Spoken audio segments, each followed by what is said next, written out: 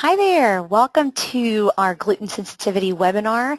So glad you're joining us this afternoon. We've got a full hour to discuss all things and everything gluten. So we'll be talking about what it is really, what foods to avoid, what symptoms you might see if you do have a gluten intolerance or sensitivity.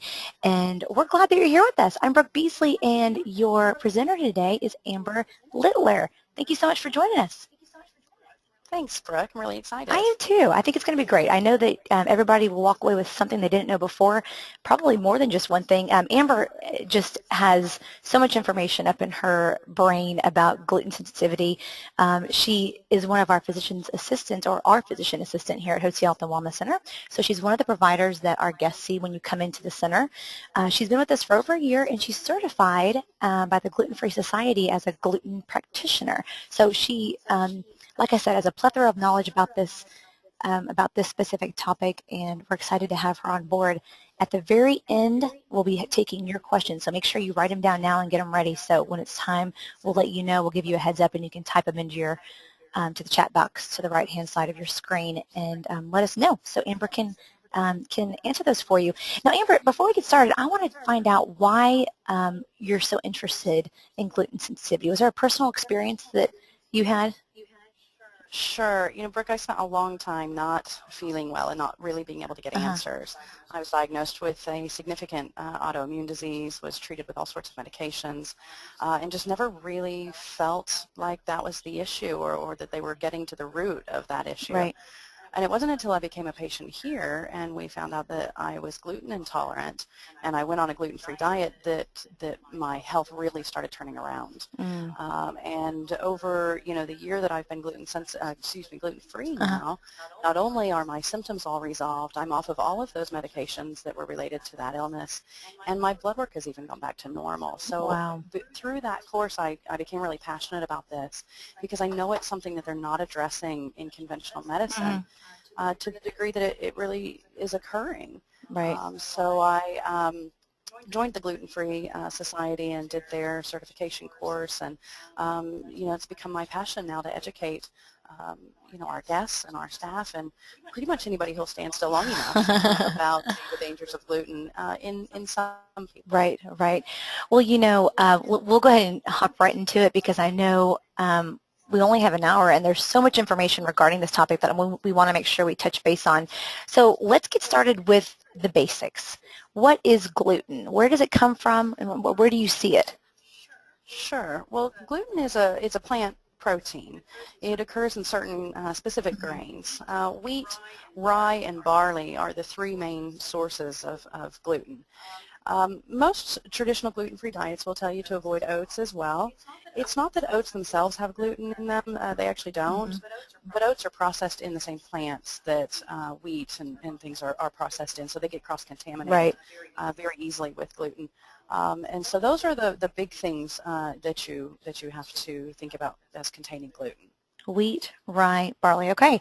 Well, what about, how common is this? I mean, I tend to hear about it a lot because I work here, but in the general population, how common is this? And here at the center, what type of, or what percentage of our guests are have gluten sensitivities?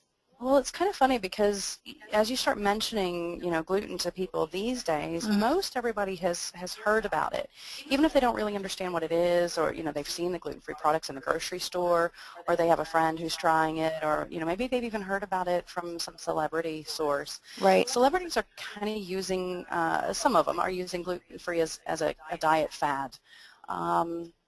Which is, to be honest, a little bit of a shame because going gluten-free won't actually make you lose weight. But a lot of people have jumped on the bandwagon because of that. Right. 10 years ago or so, if you were diagnosed with a gluten intolerance or celiac disease, you would have been really hard-pressed to find, the availability of the things that we find now. And you're right. I'm seeing more and more products advertise that. It's about, the latest study that I read reckons about 1 in 5 people have some level of gluten intolerance. Now keep in mind that runs an entire spectrum from it showing up in blood work as gluten intolerance, and maybe you don't really even have that many symptoms, all the way to the kind of end stage gluten intolerance, which is celiac disease. That's its most severe form. So that, kind of 20% of the population, it's estimated, falls in that range somewhere. Here in our center, of the people that we test for food sensitivities, not necessarily gluten specifically, but we do this 190 food panel for sensitivities. Gluten intolerance is showing up in those patients close to 70% of the time. Wow. So, of course, that number is a bit skewed because we do that food sensitivity panel for a reason. Sure. That guest is normally feeling Right, poorly, right. so we see a higher incidence. But even still, that's a lot of people. So the question's always asked, well, why are we suddenly Right. getting it? Or, Yeah. you'll hear some people say that it's because we're testing more often. The more you look for something, the more you're going to find. But actually, the experts don't believe that that's true. It's coming to light more and more that they're actually seeing an actual increase, not just an increase in awareness of this. There's a lot of theories as to why that is, many of which we actually don't have time to go into the detail of, but things like genetically modified wheat Right. being a problem, increased exposure to toxins causing us to be more food sensitive in Mm. general, those It's sorts of probably the things. same reasons that we're seeing a decrease in our hormones too, or an imbalance, Absolutely. a more frequent and sooner of, imbalance of I hormones, all the absolutely agree. chemicals and Sure. toxins in this environment that we live in. Yeah. The Mayo Clinic even said in 2009 that the prevalence of undiagnosed gluten intolerance seems to have increased dramatically in the United States in the past 50 years. Mm. And of course, Mayo Yep, Clinic, that's very conventional medicine, conventional. even recognizing Right. this. Well, I bet you many of our listeners right now are thinking to themselves, okay, so if this is more and more common, and if you're listening, you've probably already suspected it. What are some of the symptoms that I can be looking Right. out for? Because, there are many symptoms, and I want to talk about Sure. really the severity of them and how that varies, because some are really minuscule, and then others you really notice. And as soon as Right. you eat the food that contains gluten, you notice it pretty quickly. So what Absolutely. type of symptoms should they be looking out for? Well, I mean, the thing about it is that the clinical presentation of gluten intolerance is often very misleading. So you can look at that list of symptoms that are on the screen right now. We're talking fatigue, abdominal pain, low moods and anxiety, rashes, autoimmune problems. These things are very, very common, and not necessarily, or definitely actually not always due to gluten Hmm. intolerance. Take fatigue, for example. I mean, how many things can we think of that Right, actually cause right. fatigue? So it makes the clinical presentation very, very difficult. Hmm. The symptoms vary tremendously from patient to patient. And when we talk about the gluten sensitivity in its most severe form, i.e. celiac disease, what we're taught in school is the classic symptoms are weight loss and diarrhea. But actually, for every one patient that is diagnosed with classic symptoms of celiac disease, there's another 8 that don't have those Hmm. symptoms. And so if you open up a textbook and read about celiac disease, you're going to go, well, I'm not losing weight. I'm not, Right, right. but it really doesn't mean anything.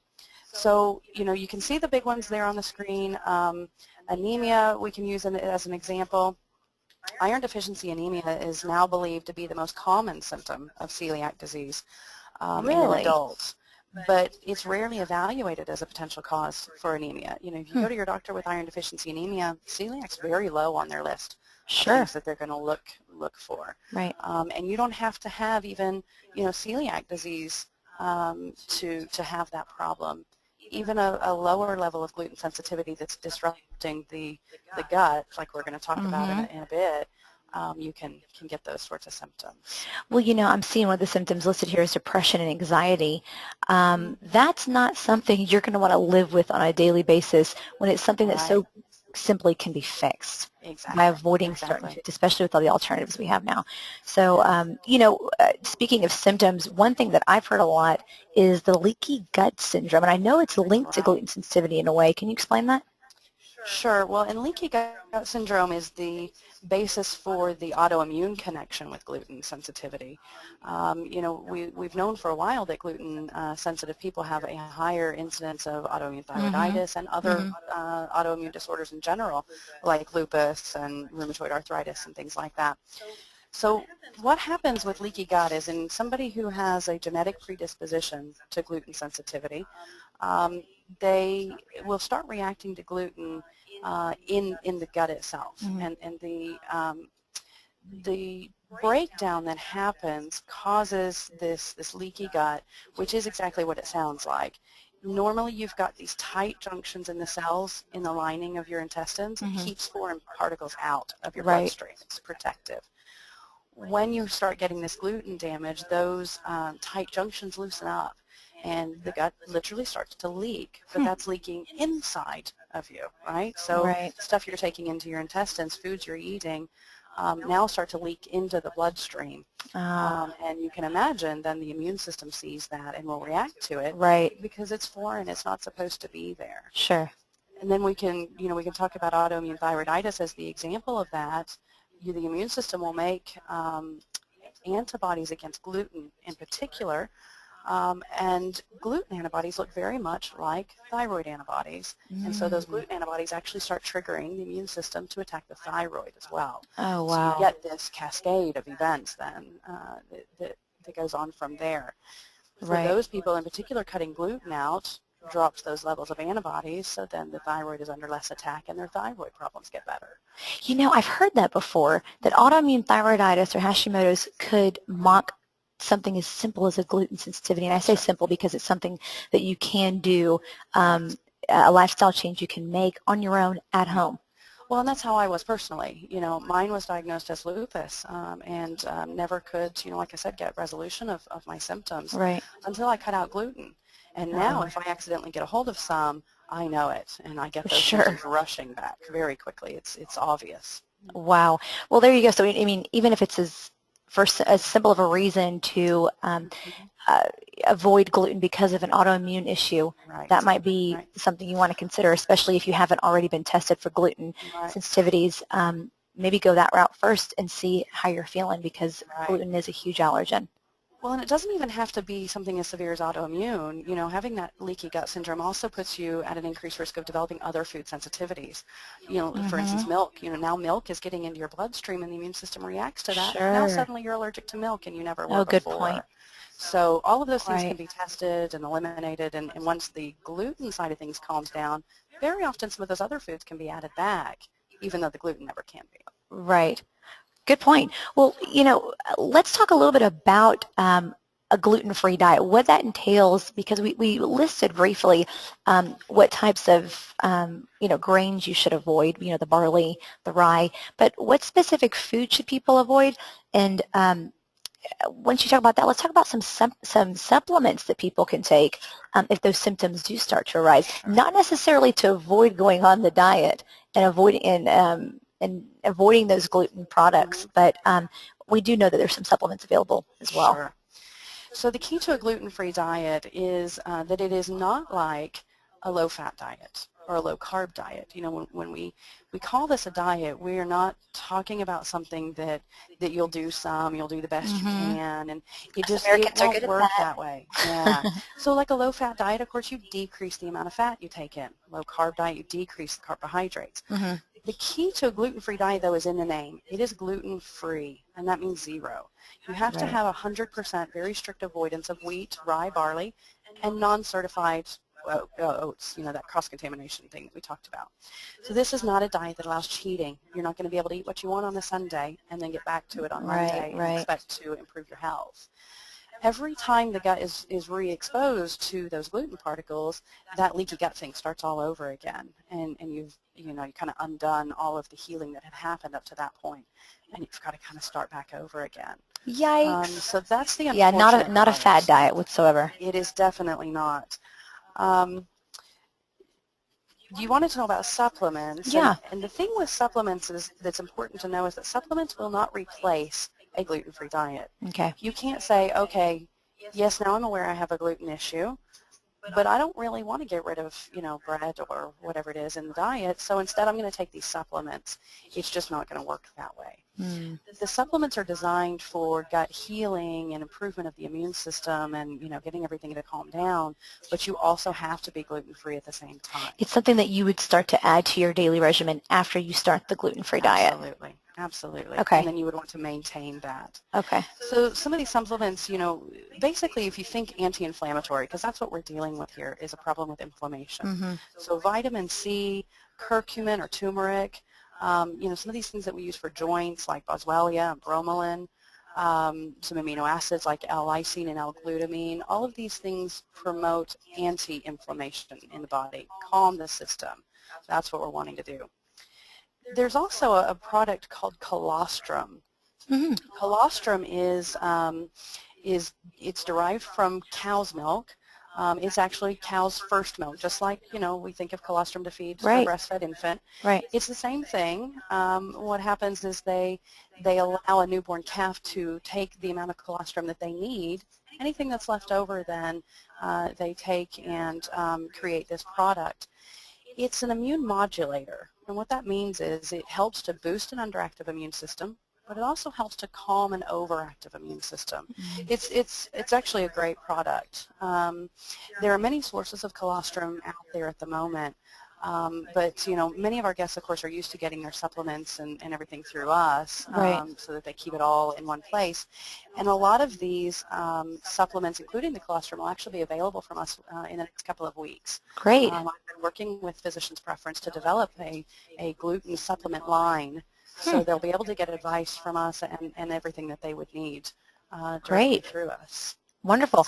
Well, I do want to touch base on some of the specific foods people should avoid, because I know that's a question that a lot of us are having. So we know to avoid the wheats and stuff, but in general, you need to be avoiding breads. You need to be avoiding really starchy processed foods, correct? Right, right. Anything that says maybe enriched, would that be something that they should avoid? Yeah. Well, so there goes all of your Yeah, processed food, right, 94% of your grocery store, right? right. So, of course, avoiding the big things. We talked about wheat, rye, barley. So we're talking breads, pastas, things like that. Famous question: can I still have rice? Absolutely. Okay. Rice is gluten-free. So it's not like all of the carbohydrates and grains we restrict on yeast-free. Instead, we're talking about these specific ones. Now, one of the things I would like to address, though, is the reason why we want to do this gluten-free diet. Yes. I think lots of people are, okay, I get that I'm gluten intolerant and that, but what's going to happen if I don't do this? Mm-hmm. So we've talked about some of the severest things, in iron deficiency anemia and celiac disease, autoimmune disease, but what if you don't have those things? Right. Or you know of it yet, Right. but you still, have a gluten sensitivity, say on blood work, or, another way that you found this out. The problems that can occur are pretty serious, especially, let's take pregnancy, for example. Uh-huh. You've got about a 9-fold increase in miscarriages in women who are gluten sensitive and ignore it. Really? You've got about a 30% reduction in birth weight, some of those sorts of problems that can occur. Those problems go completely away if you avoid gluten. So Wow. it's not the genetic predisposition that's creating the issue, it's the actual food. You get rid of the food, you get rid of the problem. Wow. Now, even more serious than that, the same Mayo Clinic study that I mentioned Uh-huh. that was done in 2009, they found that undiagnosed celiac disease, now this is gluten sensitivity in its most severe form, was associated with nearly a 4-fold or 400% increase in mortality. Wow. Which, that's over a 45-year period they followed these people. Sure. 400% higher risk of dying of all causes. Okay, so we're not talking about something specific like they're going to get cancer or they're going to have heart disease. But a But of variety. death in general, 4 times higher or 400% higher.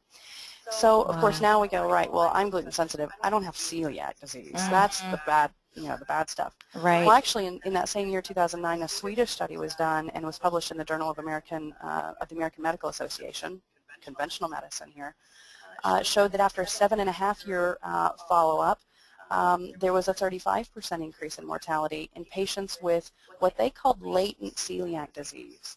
And what that means is it is gluten intolerance as shown by blood work, but with a normal intestinal biopsy. These people do not have Wow. celiac disease. They had no gut destruction. They only had the Wow. markers in their blood, and they still had a 35% increase in mortality. Wow. those mortality risks go away if you're on the You know, diet. that's something to take notice of because those are some big numbers. And, you know, a question I have for you, Amber, is this something that worsens with time? I mean, I guess the longer you wait after you Sure. find out and you know that you are gluten sensitive, the longer you wait, do your symptoms get worse? Are you at It's a greater possible, risk sure, of disease? sure. Yeah. Absolutely. Yeah, there's no reason to think. It's kind of like diabetes. You know, if you have diabetes, the longer that you ignore that and continue to take in sugar, the more damage that you're doing over time. Right. The good news is the body has a remarkable ability to heal itself, Hmm. and it will if you give it the opportunity. Right. Right. You know, so avoidance of all of those things, you know, like I mentioned before, the obvious stuff is the easy part, or it's the easy part to find it. You know Right. bread has Some gluten in things it. are you have to dig in the ingredients label to That's the find. problem, yeah, is Right. all these hidden glutens. So you've got to think about things like processed meats like sausages. You know, they often use wheat as fillers Mm. and things like that. Anything that says malt in the ingredients label is going to have gluten in it. Packaged rice mixes, you know, your Lipton rice pilaf and those sorts of things. They often use little bitty wheat pastas to add, you know, dimension and flavor and whatever, but Right. that's pasta, it's wheat. Fruit and pie fillings are very often thickened with wheat. And then other things like many soy sauces. Of course, don't forget about beer and whiskey. Those are Yeah. derived from barley and rye as well. Right. So now the scary part is that medications and nutritional supplements are a big problem for gluten. Um, Really? well, yeah, there's a product called modified food starch. Huh? You'll find this in your ingredients label in lots of foods. Yeah. But in the food industry, if it says modified food starch, that actually comes from corn, which is not a problem that we're talking about today. However, in medications, modified food starch is usually derived from wheat, not corn. Oh, wow. Now, the good news for our guests is that our Hotze Pharmacy and Physician's Preference are all 100% gluten-free. Right.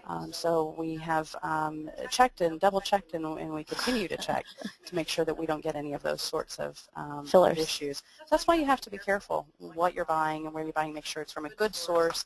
Certainly, we're not the only people out there that do gluten-free Right. supplements Right. and medications, but you have to do your research. Wow. That's something I wouldn't even thought about.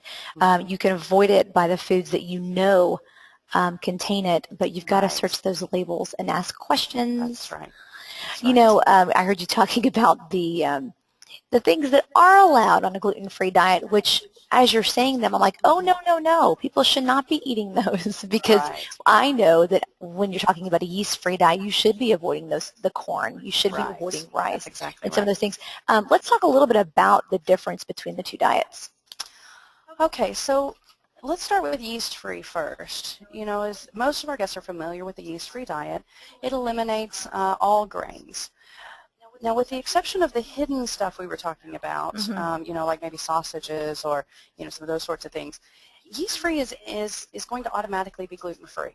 Right. Okay. Okay. Now you've got to watch your spices and your seasonings and things to make sure, but from a big food standpoint, it's automatically gluten-free because you've already eliminated all grains. Right. Okay.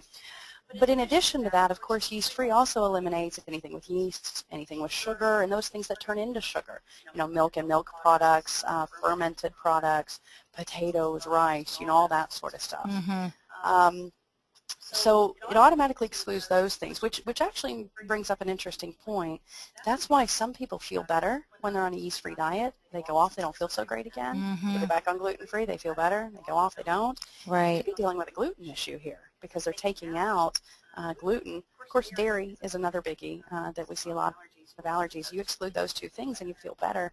You know, so if that's you, it may be something to think about that maybe gluten Yeah. really is an issue That's for something you. simple you can do at home. Just Right, eliminate, right. do an elimination diet. Exactly, And if you are exactly. noticing a big difference being on and off the yeast-free Right, diet, find out what products it exactly, is. Are they exactly. gluten products? Milk products? Yeah. Right, those are the two biggies. Right.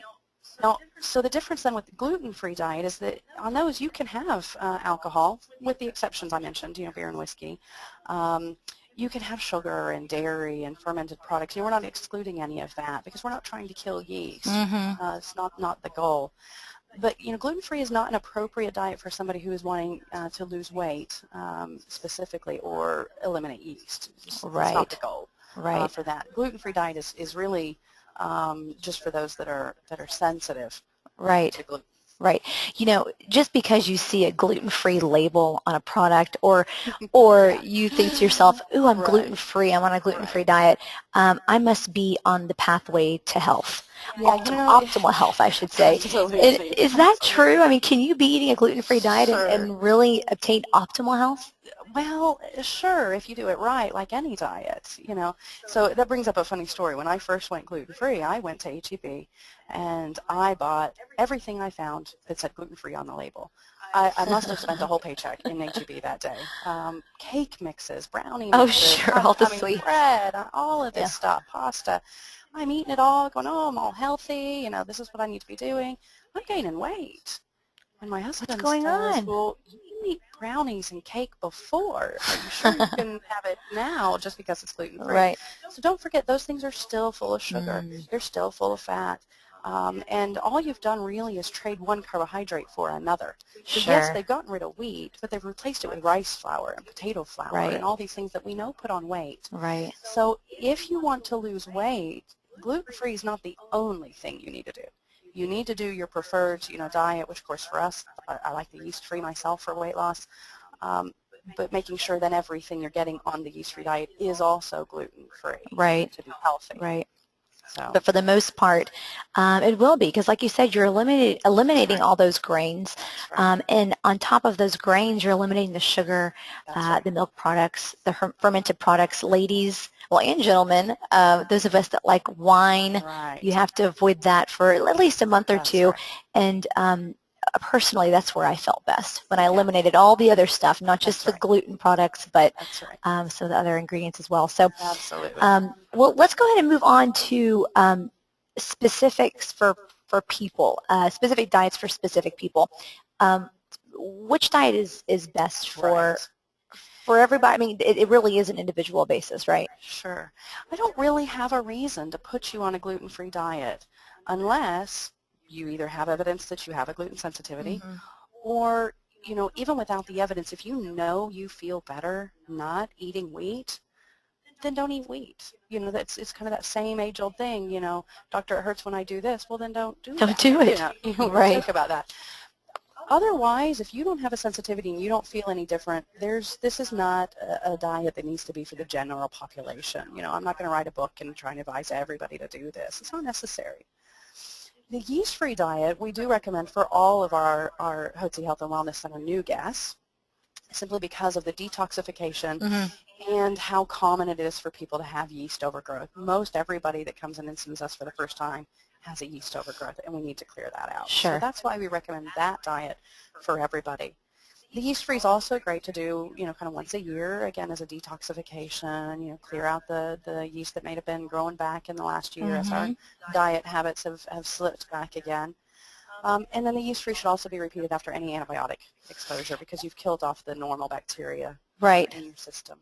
That's a good point. The yeast-free diet is good for people that are on antibiotics a lot, like she said, Mm-hmm. but other things as well. Steroids cause yeast Absolutely. overgrowth and birth control pills. Absolutely. And let me tell you, I know women my age, a lot of them are on birth control pills, and a Absolutely. lot of us take antibiotics about once a year because of that, that sinus infection that keeps coming back. Absolutely. So if this sounds like you, and those are some things that you take on a regular basis, um, golly, I would definitely Absolutely. advise you to try yeast-free, which is Well, and gluten-free. So, especially diabetics as well. You know, diabetes puts you at risk for yeast overgrowth mm, anyway.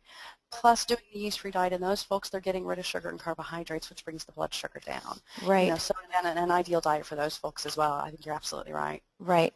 It's a very helpful diet. And actually, if you want more information about that, since this is a gluten-free webinar, we don't want to take our focus off of it. If you want more information about the yeast-free diet, you can go to physicianspreference.com, and they have a cookbook there for you and some other information that will help you succeed on that diet as well. Let's Right. go ahead and go to some resources because we're talking about all these things you should do if you have a gluten intolerance. But a lot of people say, where do I start? I need some help guiding me in Absolutely. the right direction.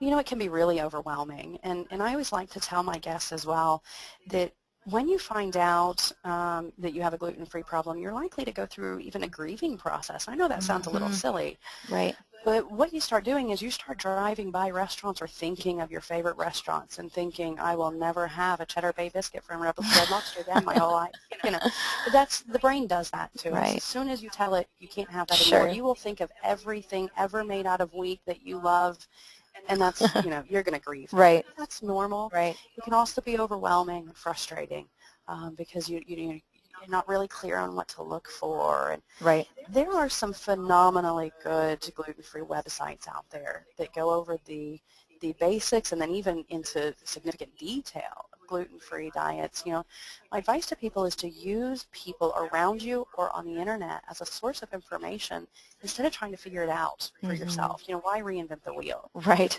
So that's what I did. One of our nurses here has been gluten-free for years, and when I found out that I needed to be as well, she's been a great source of information and helps me find restaurants and tips and things. So find those people around you that maybe can help, or if you don't have those people, forums online, websites online where you can Right. get other people's favorite stuff. Right. Because not There's all good stuff. gluten-free is good. Yeah. Well, right. That's a good point. And there are so many gluten-free dishes, and golly, yeast-free dishes Right. that are delicious. Absolutely. So you don't have to be threatened by that Once you diagnosis. figure this out and you start going with it and you're feeling more comfortable, more confident in what you're buying and you're eating, I don't ever feel like I'm missing out anymore. There's just too much availability of things. I stick with the yeast-free eating plan a large part of the time anyway. But when I don't, I can get a gluten-free pizza somewhere if I want to, or a Right. burger or something. It's Right. out there and you can find it. Yeah. So some of my favorite things, like certain brand names that I have found that I think are better than others, Gluten-Free Pantry.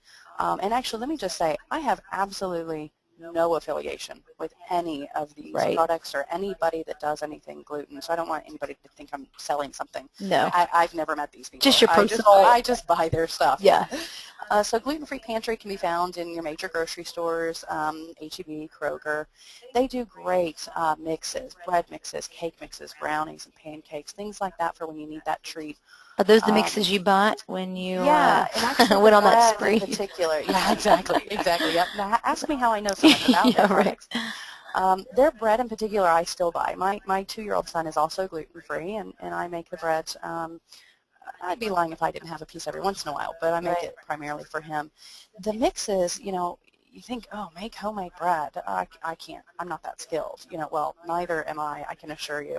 It is simply mixing it together. You let it sit for 40 minutes, and you bake it for 40 minutes. Really? And it is so much better than any of the gluten-free prepackaged breads that I've bought. Huh. And then I slice up the entire loaf, and I freeze it in Ziploc bags, two pieces to a bag. Mm-hmm. And so then when I need to make, a PB&J for my 2-year-old, I can pull a bag out. I pop it in the toaster oven for usually just a couple of minutes, thaw it out, and toast it just a tiny bit. Right. And it's great. He loves Wow. it, and it works really well. Now, Gluten-Free Houston is a company that's here locally. They have a store over on I-10, kind of near IKEA. A lot of the local H-E-Bs, I know mine does, carry some of their products in their freezer section. You can request your H-E-B manager to start bringing in some of those things too. Really? They'll listen to customer feedback. So, Good but point. they make ready-made breads, cakes. If you're going to let's say you're invited over to a party, and you have no idea what they're going to be serving. You can go to a place like Gluten-Free Houston, and they do breads that you could make your own little like bread and cheese board, or they do even like those little cupcake pops, those little cupcake balls everybody's eating these days. They make those that are very, very yummy. And you take something like that with you so that there's something there you can eat. And you don't feel awkward about, you're What not you carrying brought. around a plate, and and you don't want the host to feel like, she should have known and made Right. something for And you. you want it to be So it tasty for helps with everybody that. else. Absolutely. That's a good point. Absolutely. And then Gluten-Free Nation is just another brand also available at H-E-B and Whole Foods. That's where I buy my pie crust at Thanksgiving. It's a Gluten-Free Nation brand, and they were great.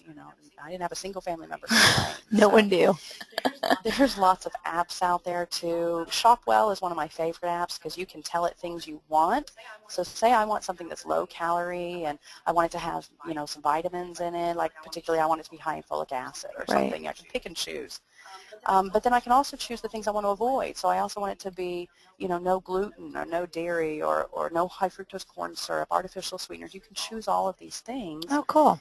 and then you scan a product and it comes up and gives you a rating on how good of a match it is for you. Huh. And it'll say, well, this is a moderate match for you because it is gluten-free, but maybe it has a little high fructose corn syrup in it. Or, Right. so it's a great app Shop well. for helpful shopping. Great. And I want to make sure our listeners understand that that we can definitely and would be willing and grateful to test for you to see if you are gluten sensitive, Absolutely. because a lot of people say, oh, I don't know where to go for this. First of all, you can start at home by testing yourself and see what kind of things what kind of foods are causing these symptoms for you to arise. But that next step is to go get tested. And Absolutely. here at Hotze Health and Wellness Center, we do test for that. Absolutely. The elimination reintroduction diet is good. It's hard, though, because you have to be very strict. It has to be 100% for several weeks before you add that back in and test it to see what happens. And you have to be scrupulous about it, because if you cheat, you're not going to see then when you get to the end of it, and then you add some gluten back, you're not going to see that symptom returning or whatever. Right. You haven't really excluded it in those several weeks. But we do food panel testing here for both allergies and sensitivities. It's a simple blood draw. We don't do skin testing and anything that's any more painful than just a simple blood draw. Right. And it tests you for 190 different foods. Wow. And your sensitivity to those. Gluten is included on that test, as are the specific components. So not only will you be tested for gluten, you'll be tested for wheat, rye, barley, oats, Okay. etc. And it can give you a really good idea of potentially what's going on in there. But I also have to emphasize, at the end of the day, if you get rid of wheat and you feel better, that's your answer. Right. Right. So. Yeah, that's a good point. Well, we are coming to a close with our presentation, but we've got lots of questions that we want to make sure we get to before we run out of time. So we'll go ahead and head over to our chat box. We've had a few of you guys already send some in. Thanks. We'll get to those in just a minute. I want to make sure those of you that just now are joining in, we'll take your questions as well. We're here till 1:30, so make sure you look to the right-hand side of your screen in that chat box, insert your question there, and we'll get to you in the order that they're received. The first question we received, let's see, what about cross-sensitivities to other foods, especially milk? So I guess the question really is, you've got a gluten sensitivity and milk. I guess, what do you do? Or maybe they're worried about the effects that they can have when you eat them together. Sure. Well, I'm not sure exactly what they mean by cross-sensitivities. Yeah. There isn't a cross-sensitivity as far as if you're allergic to milk, it'll come up as gluten on a blood test and maybe it's not really gluten. I'm wondering if what they're asking means, multiple food sensitivities, like dairy. That's and what I'm gluten. assuming, yeah. Which I am, and my son is as well. And the only thing I can really say is, yeah, it complicates it even further, which is actually where your yeast-free diet comes into play. If you have a dairy sensitivity and a gluten sensitivity, the easiest thing for you to do is to go on a yeast-free type plan that cuts out, all of that sort of thing. But as far as one making the other worse, certainly if you have a gluten intolerance and you're taking in milk and you have that leaky gut syndrome, you can definitely make your milk allergy start up or worsen. That's so a good point. What I kind of mentioned briefly earlier. You cut gluten out, you heal your gut, give it some time. You may be able to add milk back later if you tolerate it. Yeah. Okay. Yeah, that's a good point, because those of you that are just now joining in, the leaky gut syndrome does just that. It basically causes your its particles to leak through your gut to the bloodstream. Which is why you end up with those multiple food sensitivities. We're getting some awesome questions. One of them I'd love to touch on is if you have lupus, can a gluten-free diet cure it? Gosh, I hate to use the word cure. I would have to say that the simple answer to that is no. There's really no such thing as a cure for lupus. However, you take a patient like myself, that is what I was diagnosed with, and that's what my blood markers showed was lupus. My gluten-free diet has, quote-unquote, cured me. Now, I would hesitate to tell every lupus patient, yes, gluten-free, is Right. your answer, because it may not be. For me, gluten was triggering my autoimmune disease. That's not necessarily going to be true for everybody. I do think gluten-free diets will help the majority of autoimmune patients feel better. Right. It's the cure word that I can't Yeah, cross we that can't line. claim. No, Yeah. no. And, of course, it also brings up the famous question that I get all the time is about, somebody else has asked, how do I know if I have celiac disease or just gluten sensitivity? Celiac disease is only diagnosed by intestinal biopsy. That's the only way Oh, it could be okay. diagnosed. And it's actually not even all that sensitive. It's often missed, even if you do have it. So intestinal biopsy is the end-all be-all for celiac disease. But let me tell you this. I believe I have celiac disease, the severity of my symptoms. Huh. However, I've never gone for testing, and I haven't gone for testing on purpose. The reason is, one, it's invasive. I really don't want somebody puncturing my Right. intestines if I don't Right. really need it. I really don't want a diagnosis of celiac disease in my medical records. There's a lot of insurance implications and things to that, so I didn't pursue a diagnosis because of Well, and the that. thing is, you've eliminated what the Well, problem was, that's so the why? thing. At the end of the day, it doesn't matter. Right. The treatment is exactly the same. Right. If you have gluten sensitivity or you have celiac disease, you have to eliminate gluten. There is no other treatment. Right. So certainly if celiac disease was, say, treated by some other method, then of course it'd be good to find out. Right. But since there's no difference in the treatment and it can Right. only have bad Yeah. long-term effects on insurance and things, I just didn't Not want that necessary. diagnosis. So yeah, so for me personally, I Yeah. didn't do We have a that. lot of guests here at the center that come to us with that diagnosis with celiac. And, like you were saying earlier, one of the first diets that we try to encourage, and we shouldn't call it a diet, it's really an eating program, it's a lifestyle change, but we encourage people to do the yeast-free diet, which is gluten-free. And some of these people have remarkable, remarkable changes. In fact, a lot of times these celiac, quote-unquote, symptoms completely disappear and never come back. And Yeah, right. it is very strange because what they thought was a terrible diagnosis, which I don't want to act like it's not, because No, some you're people, absolutely right. it is Of very scary, course. but it doesn't even, it completely disappears. They forget about it, and then now Yeah, the way that they're eating is such a lifestyle change and they did it for so long that it's the way right. that they live. They're used to it and it's easy. Absolutely.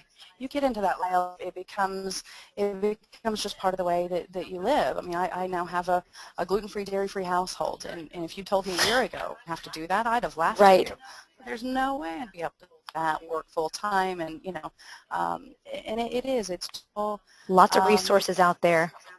absolutely, absolutely. So, I mean, let's go Um, back to some more questions we got. sure. So somebody has asked about, um, when you're in the grocery store, how do you know what to buy? Right? It's so Yep. overwhelming. You turn a box over, it's got 53 That's your first clue, ingredients. if I could say that. Well, I was about to say, the first thing I'll tell you is if that's 50 ingredients, put it back on the Right. shelf. Let's, have that one. Um, you watched for, well, sometimes it's obvious. Okay, so if you look at an ingredients label, underneath it, the federal government now requires an allergy Mm. label Mm-hmm. to be put on there. So it will say Right. contains, and you'll notice Yep. there's certain things, wheat, dairy.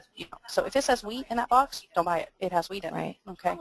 The problem is barley and rye are not on that list that's required by the government to put on there. Oh. Some of the wheat derivatives are also not required. So that makes it even more, challenging. I mentioned earlier anything that says malt is a bad idea. Um, some of the big grocery stores actually, like H-E-B and Kroger, I know you can go on their website, and I've actually done this. On their website, if you will say, let's take H-E-B for example, Google H-E-B gluten-free list. On their websites, they have these, like it's an F format I can print off, and it's a list of everything in their store that's Oh, that's gluten-free. helpful. Yeah. Yeah, but to be honest, sticking with whole foods is probably, I don't mean Whole Foods the store, I Right. mean Whole Foods, is probably your best bet. If you're eating a healthy selection of fresh vegetables, and, quality eggs and things like that. Right. You know, I've heard You're this a getting million times, and I think it stands true every time I hear it. If you stick to the outskirts of your grocery store, now if you're shopping at Whole Foods, you're probably good to go. But our traditional grocery stores, Randall's, Kroger, H-E-B, if you stick to the outskirts, your produce, your meats, your lean meats, and like you said, your egg products and things of that sort, you're probably going to be good to go. You don't want to go down the aisles where there's a lot of processed food. That's where you'll get into a lot of trouble. Sure, sure.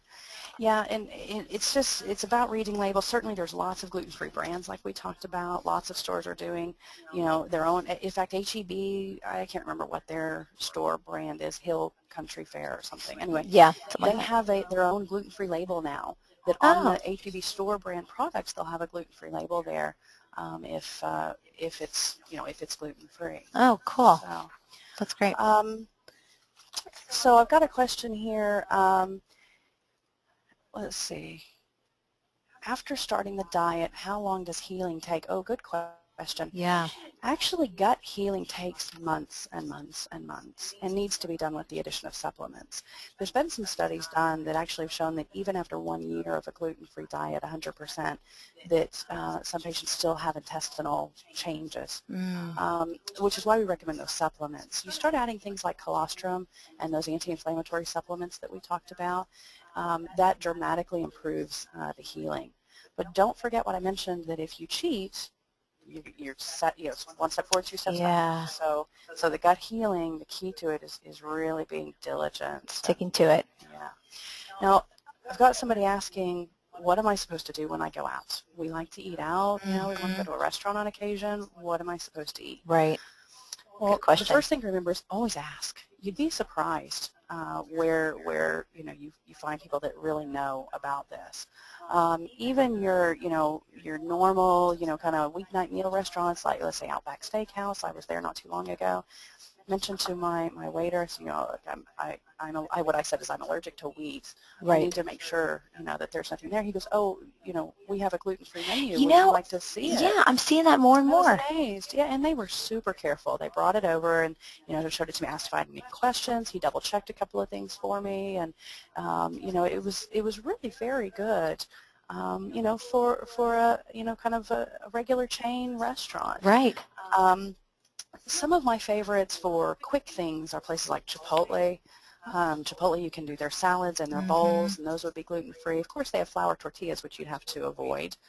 They now have corn tortillas, and they do corn taco shells as well, Hmm. Which seem fine. Jimmy John's Sandwich Shop Right. does lettuce wrapped sandwiches, Uh-huh. so you can avoid the bread completely. It's what they call it, an unwich, And then which, yeah. and they wrap any of their sandwich fillings in lettuce leaves for you instead.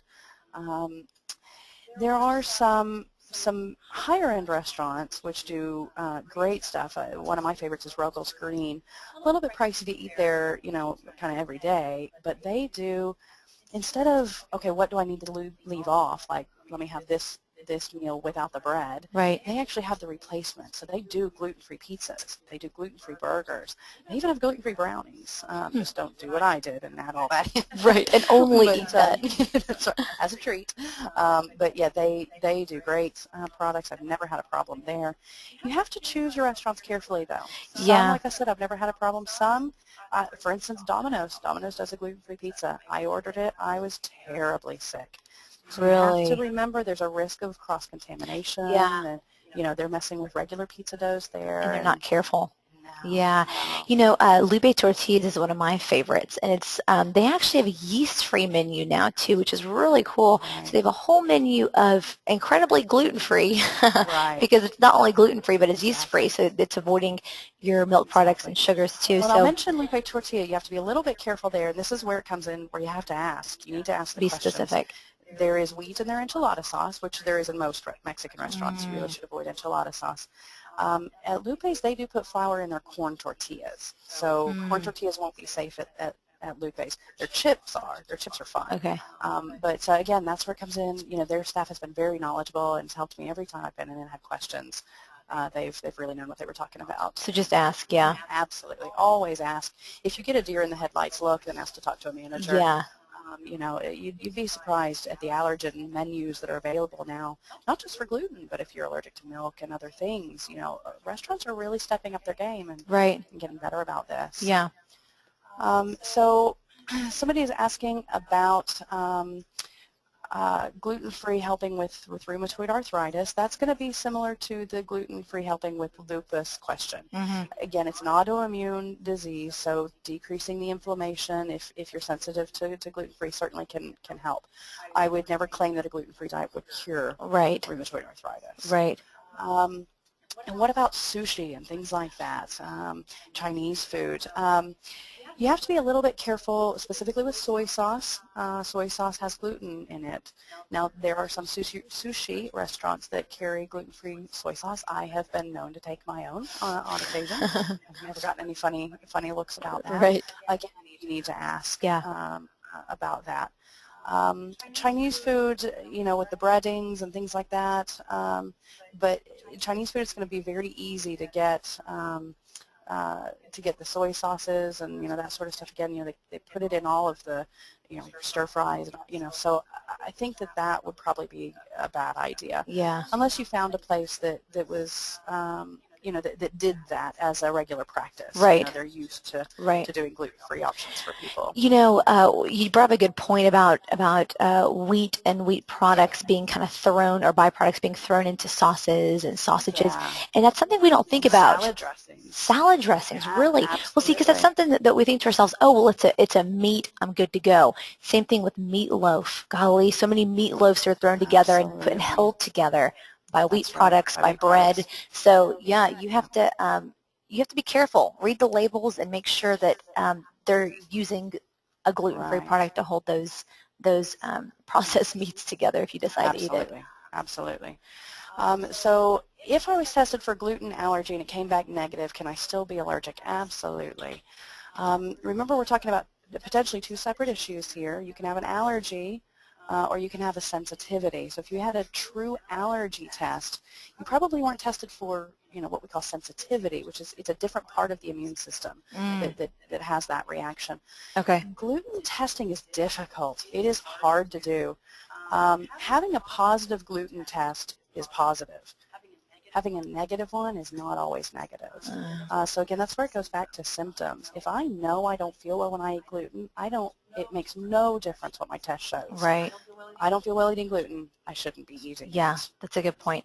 You know, we were talking a little bit earlier about the leaky gut syndrome, and because it's an hour-long webinar, I wanted to make sure we explain that because you did a really good job of explaining what that is and why it's important to eat gluten-free to avoid that. Can we go into detail again for people that are just now joining in? Sure. So we talked about how, you know, your intestines have a lining that's designed to keep stuff out that's not supposed to go in. You know, food is broken down in the intestines to a very, very small pieces that the body is able to use, and those get absorbed then and put to use. You know, glucose or your proteins, amino acids, whatever. The problem is when you are sensitive to gluten and you eat it, and keep in mind the key to that is and you eat it. This problem doesn't happen unless you're exposing yourself to it. Then those junctions, the tight junctions that keep stuff out, loosen up, and foods and food particles are now able to leak into your bloodstream. And the immune system will react to those like it reacts to any foreign invaders, the same, you know, as if you got a virus or you got a bacteria. The immune system sees it, knows it doesn't belong there, and will make an antibody against it. Antibodies then trigger reactions, inflammations, could be pain, could be any list of, you know, that list we put up in the beginning of all those potential symptoms. It also increases your risk of developing other food allergies because now milk products are getting into your bloodstream when they shouldn't be there. Right. The immune system will react to that, and now suddenly you're allergic to milk. Right. You never were, you know, before. Yeah, and you know, if a question that we had a little bit earlier was, is it possible for you to overcome a gluten allergy or sensitivity? So you say that it takes good years, sometimes longer, to heal the gut with eating a gluten-free diet and taking supplements. But but like allergies and hormones, it's something that you always have to. Is it something you always have to do and eat that way? Yeah. Yeah, there is no such thing as I am no longer gluten intolerant, unfortunately. Okay. You know, it's kind of like inhaled allergies. You know, you have a genetic predisposition to that. We can't change your genes. We can't change the reason that you have that in the first Right, place. right, All we can do is stop you reacting to it. In this case, it's by removing the offending agent. You know, you right. stop eating gluten, the reaction goes away. Yeah, But no, now that's also unlike other food allergies, especially when food allergies are associated with something like gluten. You know, you can calm down food allergens and oftentimes get back to them and be able to tolerate that food at a later date. Either doing it less often, like we put people on rotation diets where they can have a little bit of that food every 4 days to right. keep from reacting, or by, if in the case of a combination with a gluten sensitivity, they cut gluten out, they get gut healing, and then they might be able to have that food again later. Okay. It's a trial and error, to be Yeah, honest. You just have to see how you in particular right, react. right. So somebody was asking about safe Italian restaurants. This is the hard one, right? Right. Pasta, Pasta breads. Carrabba's actually does have a gluten-free menu. And then a good selection, good choices on there. The thing you have to be careful with in an Italian restaurant, if I was to eat in one, which to be honest I don't, I cook my own pasta at home simply because it worries me. Right. But if you were to eat, even say at Carrabba's, you order from the gluten-free menu, make sure that you tell your server, look, this is a serious problem.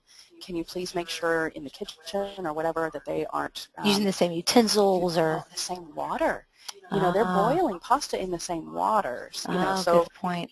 if you go to Carrabba's, you don't have a gluten sensitivity. You order their spaghetti. They're going to cook that spaghetti. They're going to take that out of the pot, and they're going to cook your husband's fettuccine back in the same pot again.